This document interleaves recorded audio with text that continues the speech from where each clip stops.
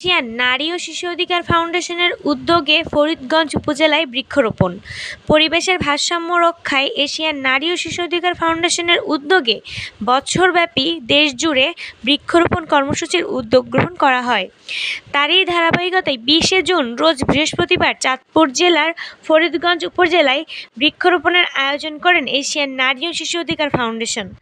সংগঠনের প্রচার সম্পাদক মোহাম্মদ ফরিদ গাজীর সার্বিক তত্ত্বাবধানে এই কর্মসূচি দায়িত্ব পালন করা হয়।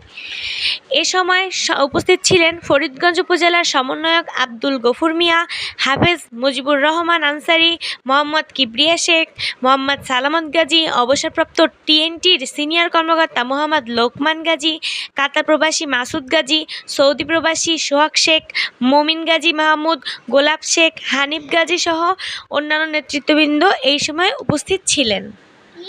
এশিয়ান খবর, মেহেজাবিন নিভা।